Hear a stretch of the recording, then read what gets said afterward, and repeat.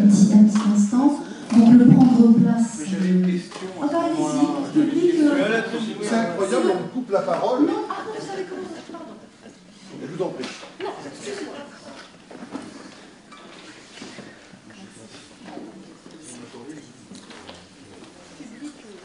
Prioritaire.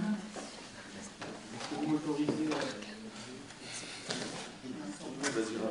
Ma question rapide, c'était, il n'a pas été déterminé, je pense, pendant le colloque, qu'il y avait effectivement un langage, un vocabulaire et une grammaire de la performance. Et ma question, en fait, c'est, si j'ai bien compris, il y aura un lieu qui serait créé pour enseigner la performance. Donc sur quoi s'appuierait ce lieu d'enseignement? Est-ce que c'est sur les pratiques ou est-ce que c'est sur une analyse grammaticale, quelque part, de la performance? Donc c'est un peu à Éric Mangeon que je me pose la question. Si j'ai bien compris ce que tu as dit tout à l'heure. La libération totale, il n'y a aucune charge d'enseignement de la performance. Alors, elle existe certainement dans d'autres écoles, donc à Genève, à Genève. Et alors pourquoi il n'y a pas de charge d'enseignement? Alors qu'il y a deux artistes, Éric Buquet et André Labeaujoux, qui sont peut-être performants. Ce qui a été un petit peu pénible tout à l'heure, au moment où Futam a été prise à partie à propos de la question de l'enseignement, c'est que j'ai remarqué qu'il y avait quelques enseignants dans la classe, dans la salle, pardon, dans la classe, et je suis bien placé pour en parler, qui, tout artiste qu'il soit, tout curateur qu'il soit, ne pouvait pas s'empêcher de donner des leçons, alors que nous ne sommes pas là pour ça. Il y a une autre chose que j'ai remarquée, c'est que pendant toute cette durée de colloque, nous avons eu le plaisir d'avoir un modérateur qui présentait les intervenants. Nous, comme artistes, il semblerait que nous ne sommes ici que comme performeurs et que nous ne sommes présents que par notre capacité performatrice. Nous sommes des performatifs. Alors je vais me permettre quand même de présenter les personnes qui ont participé à ce colloque ce matin. Le groupe Guignol Band, constitué de quelques personnalités individuelles, un certain Évrard, un certain Bataillard, un certain Brandy, qui sont tout en individualité associées, qui ont produit des réalités nouvelles avec un grand brio, tout en s'inscrivant dans une liberté d'esprit rare. Suivi de Jean Mas, dont je dirais assez simplement qu'il est l'inventeur de la performance. Suivi d'Elisabeth Morcelet, qui, avec un courage rare, a fait fond à une équipe enseignante pour qui le corps était un sujet de réflexion sociale et critique. Je pense à François Pluchard, qui était notre enseignant, mais aussi à un corps enseignant qui était d'une psychorigidité incroyable, qu'il a fallu pousser les murs pour qu'effectivement se glisse dans cette maison l'idée même de la performance ou du performatif. Quant à Sophie Tam, récemment arrivée sur la scène de l'art à Nice, et avec un brio assez remarquable en tant qu'éditrice, en tant que poète, en tant que femme revendicatrice et affirmant sa personnalité, il est heureux qu'elle puisse être revenue jusqu'ici, d'autant plus que moi j'ai plutôt tendance à l'appeler Tam-Tam. Quant à moi, bien connu des services secrets, je pourrais dire que l'on a invité ce personnage parce qu'il est poète, parce qu'il est enseignant, parce qu'il est performeur, parce qu'il est cinéaste, parce qu'il est curateur, qu'il déteste le mot commissaire, qu'il déteste les mots visite, et il l'affirme. Commissaire, ça me fait penser à police, visite, ça me fait penser à chez le médecin. Donc je préfère faire une promenade dans un musée, je préfère organiser des invitations subtiles et agrégées pour réaliser des expositions ou des manifestations artistiques. Il m'est apparu quelquefois que j'écrivais. Bref, je suis, Olivier Garcin, une sorte de ready-made abouti. C'est la raison pour laquelle je me suis permis d'installer une caméra et un micro pour enregistrer ce que je suis en train de vous dire, d'autant plus que quelques artistes menés par une jeune curatrice arrivée sur la scène à Nice fête après-demain, le 29, la Saint-Narcisse, dans un grand nombre de lieux niçois. Ce phénomène, cette fête-là, la Saint-Narcisse, qui concerne évidemment les artistes, mais aussi tous les amateurs d'art et tous les êtres au monde. La Saint-Narcisse est organisée par une association qui a pour nom les Urbains de Minuit. Je vous conseille avec intérêt de fréquenter le moteur de recherche sur votre système Internet, le moteur de recherche préféré de vos doigts habiles à manipuler la souris, et de venir voir le programme. Vous pouvez aussi aller sur Facebook. Quant à moi, je vais essayer d'être rapide, puisqu'il y a peu de temps et que nous sommes tous au moment de la fin à IM, et que c'est aussi la fin de la matinée. Quant à moi, je voudrais simplement résumer ce que j'ai voulu penser à la commande qui m'a été faite. Quand Éric m'a demandé d'intervenir gentiment lors de cette matinée, il a été extrêmement insistant pour dire qu'il m'était nécessaire que je ne parle pas de moi. Alors, je me suis intéressé au sujet même du colloque. Pardon ? Ce qui a dû te gêner d'ailleurs. Ah, pas du tout, j'adore. C'est pour ça que je suis enseignant. C'est que mon art aussi consiste à la transmission de ce que les autres ont pensé. Donc je me suis rabattu tout simplement sur le thème du colloque, qui était génial. La performance, la vie de l'archive et l'actualité. Alors je vais venir à mon argumentaire qui a été publié, en essayant de le commenter. D'abord, la première commande était qu'il était nécessaire de ne pas dépasser 500 signes. Je me mis à ma machine à écrire, sur mon clavier, et je laissais venir ma pensée, et j'ai écrit mon argument tel que ça s'est organisé. Et j'ai compté les signes, pile poil, 1000. 2 fois plus que ce qu'il était attendu. Ça a donné le titre de mon intervention, la performance tout court. Juste 2 fois plus qu'attendu. C'est très exactement ce que nous attendons de tout ce qui a lieu. Une intervention doit produire au moins 2 fois plus, puisqu'il y a le diseur et l'entendeur et l'écouteur. Et donc c'est bien ça qui multiplie la pensée. C'est la raison pour laquelle je voudrais rebondir. Rebondir vraiment comme un ballon rebondit, en poussant régulièrement de la même façon l'énergie de la Terre qui le reçoit et la force qui a lancé. Vraiment rebondir comme les planètes entre elles agissent et interagissent. Pas rebondir simplement pour exister encore une fois. Non, rebondir pour exister toujours. Toujours pourquoi ? Parce que c'est l'aventure de la transmission qui compte dans l'existence, à tous les points de vue.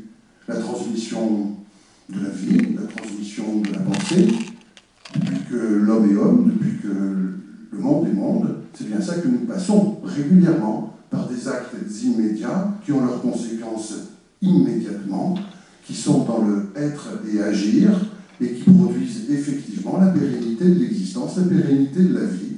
Nous sommes dans le performatif. La vie est performative.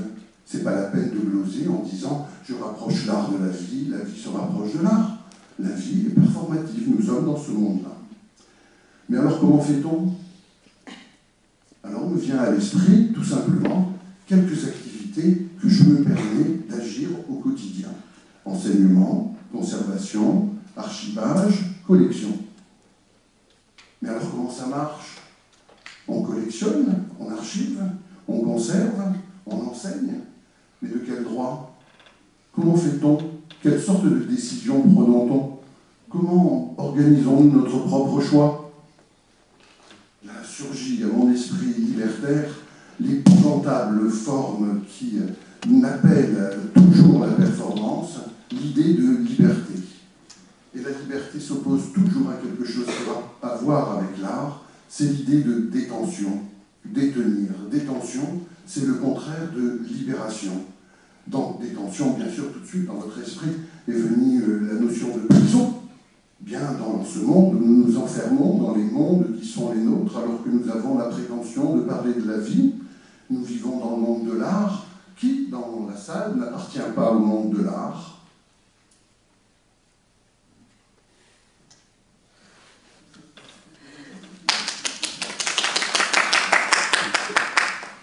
La rareté fait effectivement l'exception. Je m'attendais, j'espérais qu'il y ait au moins quelqu'un qui nous fasse ci, parce que je me serais senti extrêmement seul, moi qui fréquente un public captif. Un public captif à qui on dit, à telle heure, tel jour, pendant telle durée, tu dois collectivement être attentif à écouter ce qui va être dit régulièrement sur des disciplines différentes, et tu dois obéir. L'enseignement, c'est cela, c'est à l'heure donnée, dans le cadre donné, quand ça sonne, effectivement, exiger de la part de quelqu'un une attention absolument inhumaine sur un sujet totalement inacceptable qu'il est en train de découvrir. Et cependant, il est bien évident que ce public captif étant en détention, l'enseigner, c'est le mettre en relation avec la connivence et cette sorte de métapensée, cette sorte de transmutation de l'être, cette sorte de télépathie qui fait que quand on est subjugué, d'un esprit à l'autre, les idées et les pensées se passent. Libération. Il y a aussi cette idée de conservation. Cette idée de conservation, ce que j'ai produit, ce que vous produisez, ce que nous produisons. Nous avons tous intérêt à passer les choses, les valeurs que nous avons produites, qu'elles soient immatérielles ou qu'elles soient matérielles, que ce soit des tableaux, des immeubles, des maisons, des actions. Des actions, je veux dire des actions en bourse, des actions. Donc nous avons intérêt à conserver et à transmettre. Simultanément, nous conjuguons transmission et conservation.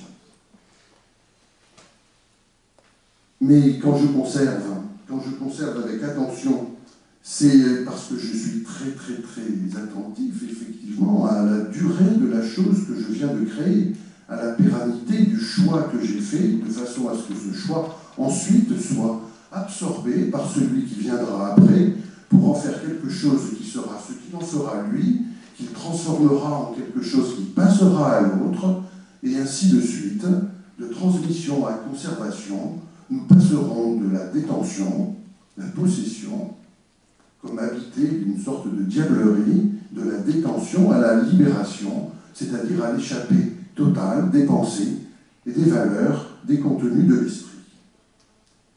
C'est la raison pour laquelle il est nécessaire de se demander comment quelque chose peut être gardé. J'aime dire aux enfants devant lesquels je me trouve presque quotidiennement, quand je leur demande d'être attentifs, il faut garder le silence. On garde le silence. C'est beau, on garde le silence comme on garde un trésor. Personne ne garde le bruit. On garde le silence. C'est des choses qui sont des valeurs transmissibles. Ces valeurs transmissibles, elles sont matérielles, entre les mains, elles peuvent être posées sur des étagères, numérotées, classées, organisées, mais elles peuvent aussi être passées comme un fil élancé pour tracer une ligne droite d'un individu à l'autre, comme on tire entre deux points un objet que l'on envoie vers l'infini et qu'on envoie de l'autre côté vers l'autre infini, dans un univers à 360 degrés, dans une boule immense, jamais arrêtée, toujours recommencée. C'est cela, archivé. Un ami m'a soufflé, à propos de la libération, à propos de l'idée de libération, alors que moi je disais, archiver, c'est ne pas choisir ce qui peut être oublié, ce que je viens d'essayer d'exprimer, c'est-à-dire être sûr que ce qui ne se perd pas, c'est quelque chose qui va être organisé et rangé. Cet ami m'a dit, alors qu'il est un acteur de quelque chose, archiver, c'est séparer ce qui fait mémoire de ce que l'on choisit d'oublier. Et est-ce qu'on est libre lorsqu'on choisit d'oublier? Je ne crois pas. de grands événements du XXe siècle, si nous avions décidé de les oublier, je ne crois pas que nous serions sur le chemin de la libération. Ne pas donner de leçons d'histoire ni de morale historique. Alors j'en viens à la notion de collectionner et la notion de valeur, qui a beaucoup été exprimée ce matin. La notion de valeur des choses. Collectionner de tout. Tout est organisable, tout est réflexible par rapport à l'individu qui est en action. Mais c'est parce que collectionner, c'est posséder. Et c'est peut-être le contraire exactement de ordonner, posséder. Ordonner, c'est mettre en situation pour que quiconque s'approche, justement, y trouve sa liberté. Collectionner dans l'amoncellement, dans la capitalisation, c'est bien au contraire totalement détenir. C'est détenir des actions. Alors qu'en art, nous, les performeurs, mais aussi nous, les artistes, parce qu'il n'y a pas une seule œuvre d'art qui n'est pas performative, nous savons bien que ce n'est pas dans la détention que nous existons, mais bien dans la libération. Alors je vais donner deux exemples, parce qu'il est court, là, le temps qui m'est encore imparti. Je vais donner deux exemples. Vous connaissez tous naturellement le Judith et Holoferne de Caravage. J'imagine que vous le voyez bien, en plus il a été montré le premier jour par un de nos amis de l'AICA. Judith tranche la gorge d'Holoferne. Le sang gicle. Judith, les yeux pétillants, envisage l'avenir immédiat. Le passé vient de s'arrêter à l'instant et les yeux d'Holoferne appellent l'avenir dans le vide absolu. Il se vide de son sang, il se vide de sa pensée, il se vide de son être propre, son corps s'en va, son âme s'en va, et Judith va porter la parole de la liberté à sa famille, qu'il a envoyé, sur sa volonté, les libérer d'Holoferne. Quand Caravage peint, c'est cette histoire-là qu'il nous raconte. Quand le public regarde ce tableau, c'est cet événement-là qui est raconté, en se servant de l'histoire de Judith et Holoferne. Deuxième exemple à méditer de mon point de vue. Je suis aixois. Je connais l'atmosphère aixoise parfaitement bien. Je connais les alentours d'Aix extrêmement bien et les chemins cézanniens comme si j'y étais né. Et quand je vois un tableau de Cézanne, notamment les œuvres de Cézanne de la dernière partie de sa vie, ces séries de peintures sur la Sainte-Victoire, qu'on nomme comme ça, celles qui deviennent de plus en plus abstraites, celles qui montrent de moins en moins la silhouette de la masse montagneuse. On a le sentiment, quand on connaît ce terrain, que de saison en saison, depuis le point de vue où il est, ce qu'il cherche à arrêter dans l'acte de peindre, qui est un acte en action, qui est un acte véritable, qui a pour support, dans ce cas-là, la toile ou le papier pour l'aquarelle, il arrête l'épaisseur de l'atmosphère, de la lumière, de l'humidité, du vent, des nuages qui passent entre son regard, la montagne et l'infini immense qui se situe derrière ce que la montagne cache. Merci.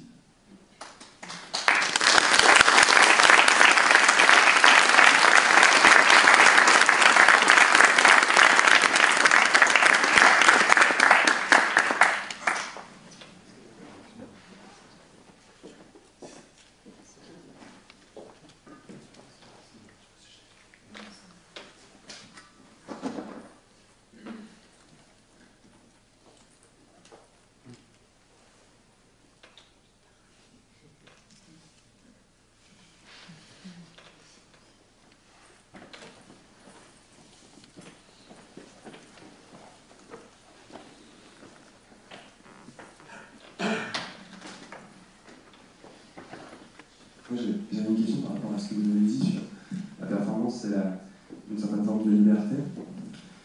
Et c'est intéressant parce que vous disiez aussi que vous aviez des professeurs qui peut-être n'étaient pas très enclins à votre époque à des sujets comme cela. Et que du coup, vous êtes affranchi peut-être de cet enseignement pour justement aller sur le terrain performatif Et la question que je voulais poser, c'est que est-ce que vous ne croyez pas qu'enseigner la performance, c'est quelque part l'encadrer, et donc du coup ne plus être dans cette forme de liberté créative, enfin en tout cas d'émancipation par rapport à ce qui nous justement nous enseigner. Merci. Il y a deux entrées, j'ai envie de dire là oui, mais non en même temps.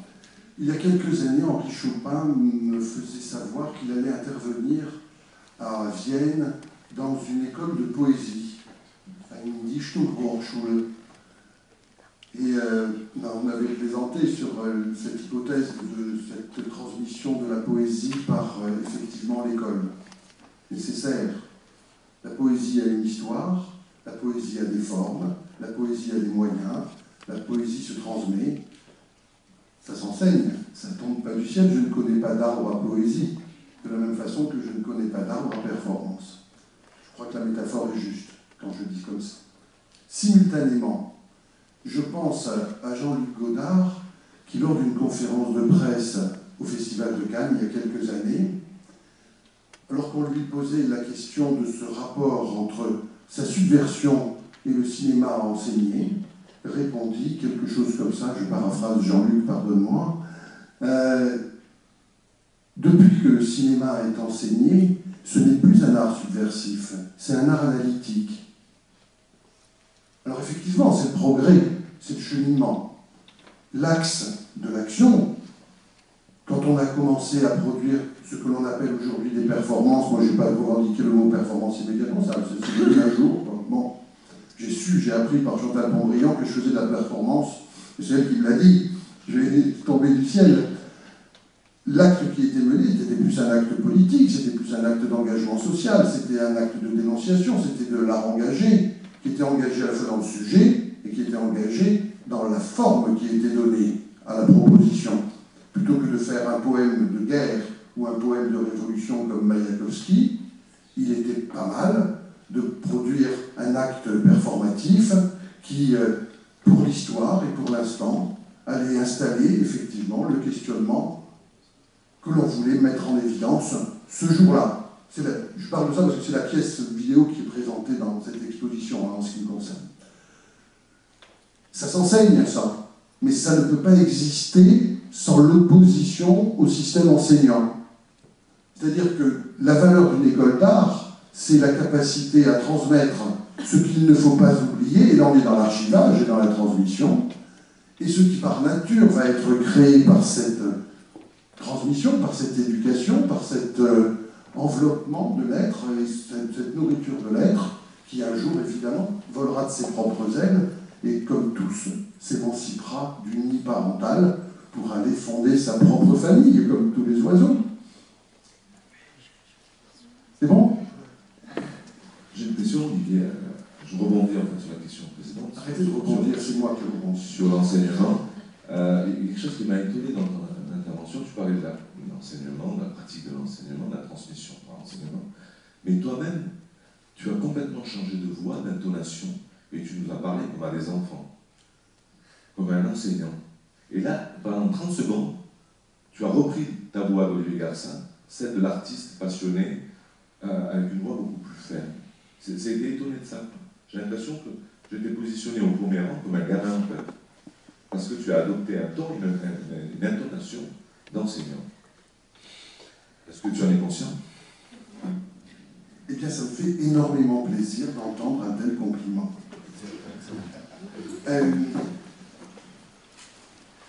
C'est très étonnant parce que je ne me comporte pas du tout comme ça quand je suis devant mes étudiants de l'école de cinéma ou quand je suis devant les enfants du collège.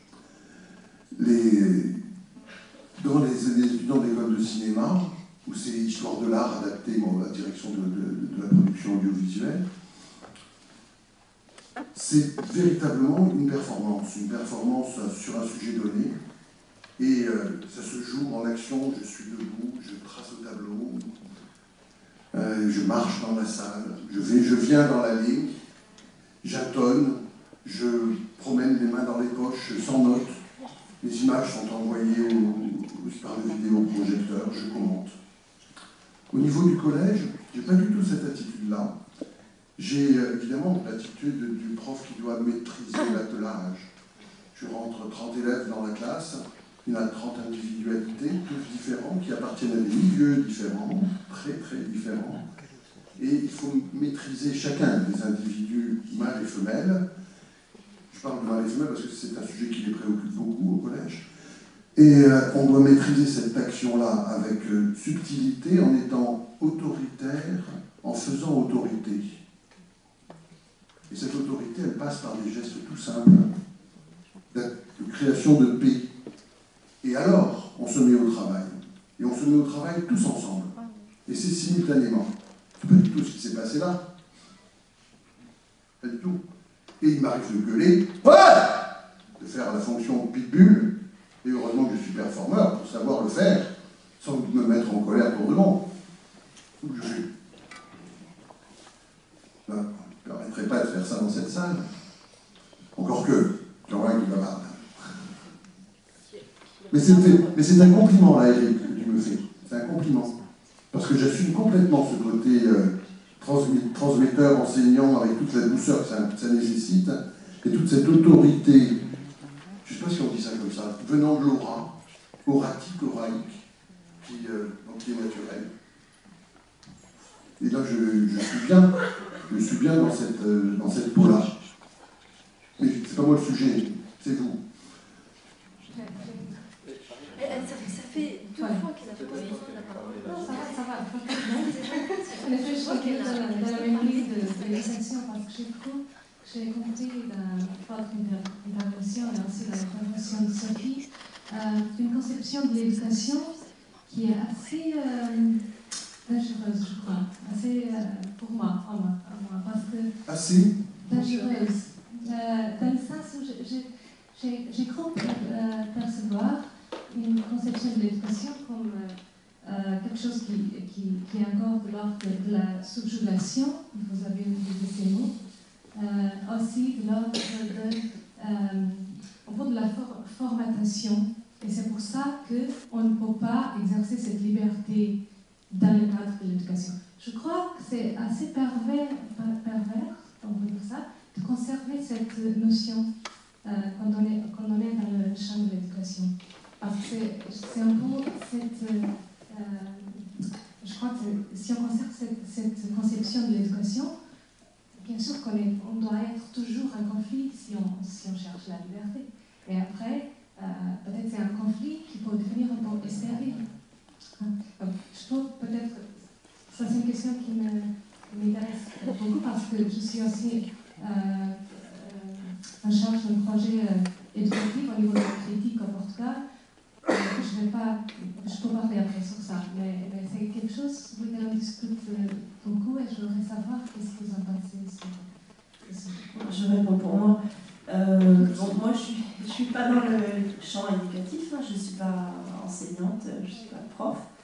Et mon expérience avec l'enseignement de l'art, c'est que j'ai été à la Villa Arson pendant 3 mois et je suis partie au bout de 3 mois justement à cause de ces problèmes de formatage que je sentais et qui m'oppressaient. Voilà. Après, est-ce que les choses ont changé depuis je ne sais pas. Bon, quant à moi, je parlais d'une époque, à propos de la Villa Arson, je parlais d'une époque où l'objectif de la Villa Arson n'était pas celui que l'on connaît aujourd'hui. C'était une école d'art, mais qui était une école qui formait à des métiers dans le champ de l'art appliqué. Il y avait 3 départements, un département art qui organisait une liberté surveillée autour de la peinture analytique, je résume, un département communication qui donnait l'accès à des moyens technologiques qui n'existaient pas en art, l'art c'était la peinture, et ses dérivés, la peinture au sens académique, là, tout ce qui se produit formellement comme ça. Et il y avait un département environnement qui était un département qui s'intéressait à la construction d'architecture, à la construction de décoration d'intérieur, de design, etc. Et on était dans les années 70, en ce qui nous concerne à la fin des années 70 du XXe siècle, et évidemment ce formatage technique nous convenait en termes de métier, mais ne nous convenait pas en termes d'esprit. En ce qui me concerne, j'ai choisi le département communication pour avoir accès aux moyens de l'audiovisuel, parce que je savais que c'était l'audiovisuel et les nouvelles technologies qui allaient être le territoire sur lequel j'allais pouvoir travailler. Et dans ce contexte-là, j'ai développé les premières œuvres performatives. C'est pour ça que j'ai évoqué ce type de choses avec Elisabeth, qui est arrivée un petit peu après moi. C'était un département art, hein. Oui, c'était déjà... Département art. Moi, j'avais choisi art et toi, communication. Voilà. Mais on était dans ce carcan-là. Oui. Et ce que j'ai exposé à propos de mes deux terrains d'enseignement personnel, mais aussi en tant qu'artiste, je suis dans la transmission, c'est effectivement que je cherche à produire de la liberté en organisant de la connaissance. Quand j'enseigne l'histoire de l'art à des étudiants en cinéma, je ne veux pas faire des historiens de l'art. Je veux faire des individus passionnés par ce qu'ils voient, par ce qu'ils entendent, et qui sont capables de le raisonner au service de leur métier et de leur art. Et si je les rends curieux en art et en histoire de l'art, si je leur apprends à lire naturellement l'architecture d'une ville, tout simplement, j'ai gagné. Et pour les enfants, c'est la même chose.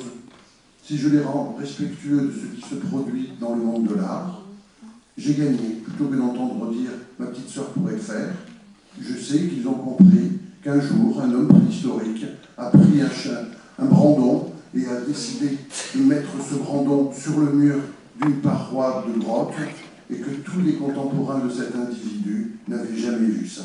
Et que là, une trace graphique, l'art graphique avec plastique avait été inventé. Voilà. Et je pense que c'est de la liberté. J'avais un commentaire qui va dans le sens de ce que vient de dire pertinemment Liliana, parce qu'effectivement, on peut toujours défendre que même l'art ne s'enseigne pas, mais je pense que c'est important que l'art soit enseigné parce que, bien évidemment, je pense que ça crée encore des espaces de liberté. Évidemment, ça dépend du type d'enseignement aussi, et je pense que la performance ne peut pas s'enseigner de manière didactique, pas plus que l'art, sauf peut-être des rudiments qui peuvent être utiles à l'acquisition d'un certain langage plastique qui permet de se déterminer dans sa recherche. Mais ce que je voulais dire, c'est qu'on a quand même essayé de... Il me semble qu'il s'est dit que la performance est un moyen d'expression parmi d'autres disponibles. Et dans ce cas, il me semble important de considérer qu'elle peut s'enseigner. Simplement, elle ne peut pas s'enseigner, encore une fois, de manière didactique. Finalement, l'encadrement doit permettre de sortir du cadre et de faciliter la sortie du cadre.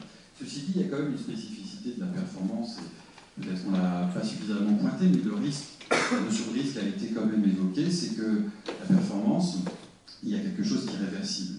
C'est-à-dire, si on verse un seau d'eau, on verse un seau d'eau, et ça arrive, et on ne peut pas revenir en arrière. Et donc, ne serait-ce que pour cette raison, je pense que c'est aussi important qu'elles soient enseignées, c'est-à-dire encadrées, et que peut-être les enseignants puissent, dans une certaine mesure, mettre en garde les étudiants contre certains projets qui seraient périlleux. Peut-être parfois être un peu des garde-fous dans un dépassement des limites qui pourrait atteindre justement quelque chose de dangereux. Voilà. Alors moi, là, il y a un truc, là, vous faites sur deux plafonds. Alors, vous allez m'aider parce que je suis fatigué, je suis en état d'hypoglycémie avancée. Il y avait un auteur que j'adorais dans les années 70 qui a écrit un bouquin qui s'appelait Le dépassement de l'art. Ça vous dit quelque chose? Vous avez pas lu ça? Non, c'est libre. Merci. Ils sont collés, tes gommettes.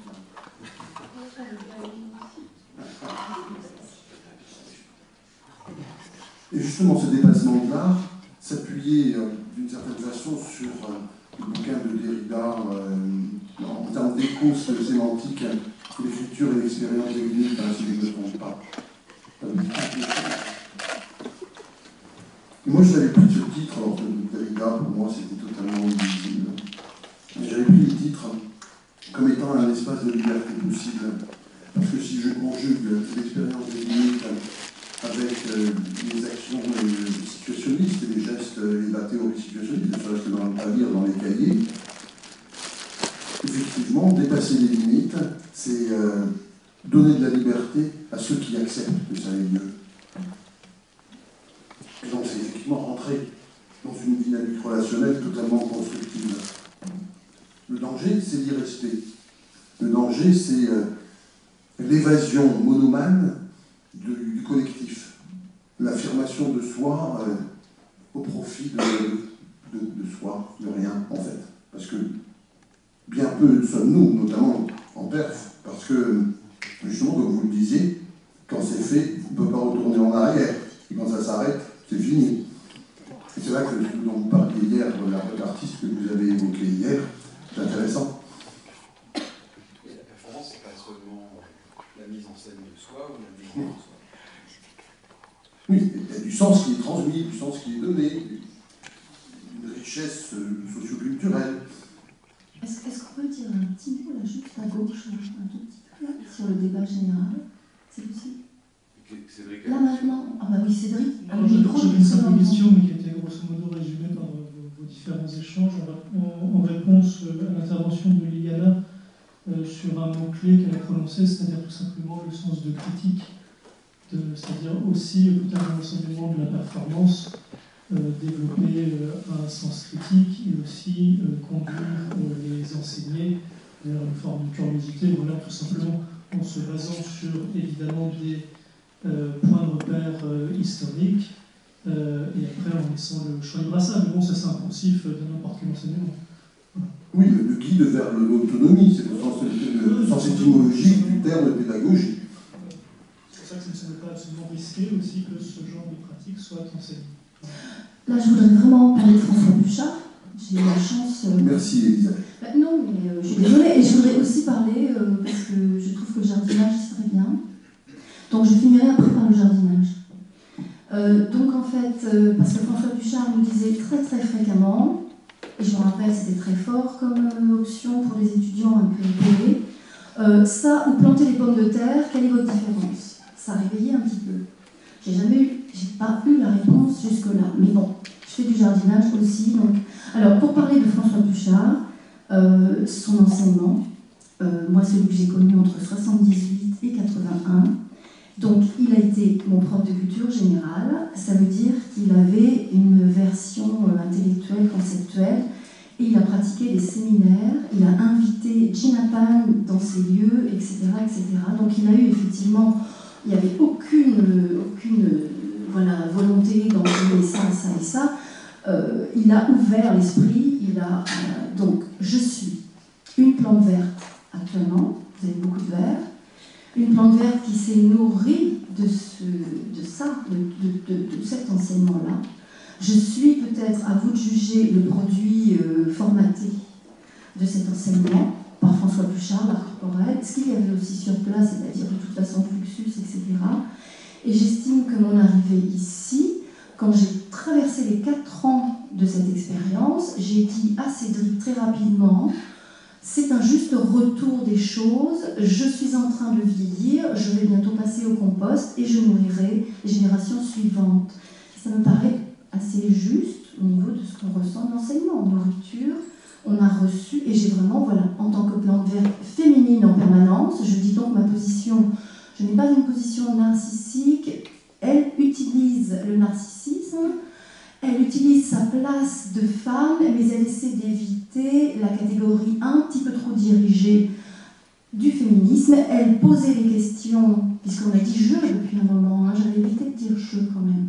On posait les questions d'une place dans la société, et je sais que mon début, je parle de moi maintenant, mon début de travail parlait de la féminité, qui était complètement une espèce de truc anachronique, sentimentalo, machin, et je me suis engouffrée dans cette volonté d'anachronisme. Voilà, donc revenons au jardinage, pour la petite note verte, et d'espérance, symbole du vert, etc., et de tout ce qui nourrit notre nouvelle religion écologique, etc. Enfin bon, ça disait beaucoup, hein. Mais notre unique personnage qui n'a rien à voir avec le monde de l'art. Alors vous avez évité, pour finir, une vidéo que j'ai presque voulu présenter, qui se faisait donc dans mon jardin, en 2007, de 13 femmes opérant activement, sans public, dans un jardin ouvert. Donc c'était, on aurait pu parler de l'archive, de la plupart des performances, il n'y avait pas de public, etc. Enfin, tout se passait dans mon jardin. C'est vrai qu'à un certain stade, quand on veut prendre sa place dans une histoire, dans un monde, et qu'il y a beaucoup de barrages, c'est difficile de prendre sa place et de s'imposer. Il y a des gens qui vous éjectent en permanence. Voilà, c'était la réponse. Elisabeth, on va clôturer cette matinée. C'est ce que je voulais. Oui. Nous allons déjeuner et puis reprise à 14h dans la même salle avec un débat avec d'autres artistes participant à cette exposition et Olivier Gassin sur cette nation. Une demi-phrase. Je suis très heureux de cette catharsis. C'est vous qui avez pris la parole. La parole a été transmise. Merci à tout le monde.